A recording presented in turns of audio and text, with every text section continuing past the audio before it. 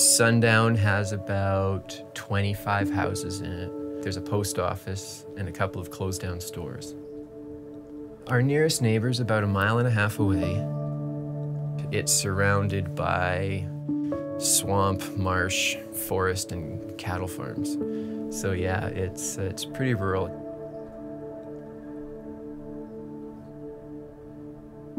When we moved out to Sundown, a cascade of unfortunate events unfolded. The whole entire family got whooping cough. One of my daughters had a seizure. She developed epilepsy. My oldest daughter got diagnosed with aplastic anemia. It was just a constant battering of really bad stuff. We were losing it. We're always expecting something bad to happen. Every time the phone rang, I was expecting bad news. Every time I came up to a car accident, I was expecting it to be somebody I cared for. As more and more negative things were happening, you just were expecting more and more negative things to the point where you were afraid of something absolutely terrible happening. I was so afraid. I hated myself. Everything that I was putting my hand to was falling apart. It got so far down to the core of my existence that I just wanted the existence to end.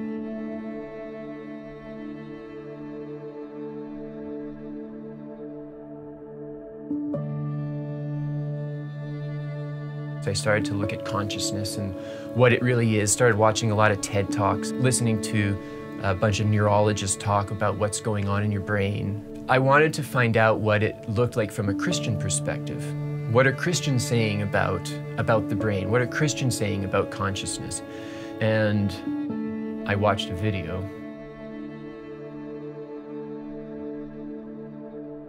The first thing I noticed was that it was called VIVE Church. At the end, it mentioned the podcast. Because I have an 1 hour and 45-minute commute, I put my headphones on and just started binging on them. 2 sermons on the way home, 2 sermons on the way back to work. I'm cruising down the highway, you know, listening to Pastor Adam. You know, he's getting excited, the crowd's responding, and it would be hitting me so hard that I would just start shouting, you know, just screaming at the top of my lungs, keeping one eye open as it's tearing up, you know, one hand in the air, one hand in the steering wheel. So I'd be driving and just give me 1 second. So the first series I listened to was the For Real series. And the title, Where Faith is Found, just hit me. So when I heard things like, how do we as faith-filled believers face real fears? It's like, well, how do we? That's what I gotta know. I just got hungry because the more these things were hitting these areas, the more I wanted. And sometimes the confusion and the depression and the anxiety and the fear that I was experiencing would come up so bad, I just found myself saying, I need the Word of God, like right now. Every single message was speaking right into my heart. I could literally feel it rewriting my thought patterns and what I believed.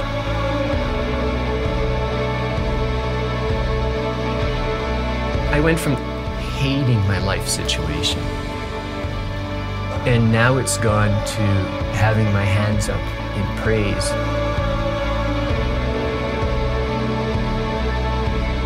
Now I know who I am. I'm confident in who God made me. So now I'm a much better father. I'm a much better husband, because now I can bring some of this stuff to my kids, and now I can open up the Bible to them and have everything be even more real than it was before. I can't tell you how amazing it feels. to have experienced freedom. I am a completely different person.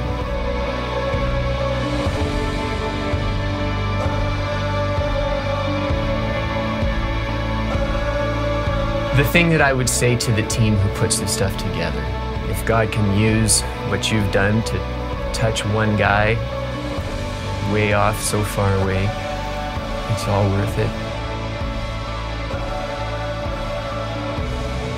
God found me out on the highway, in my car, out in the wilderness. The Good Shepherd leaves the 99 and goes after the one. You know, I'm the one.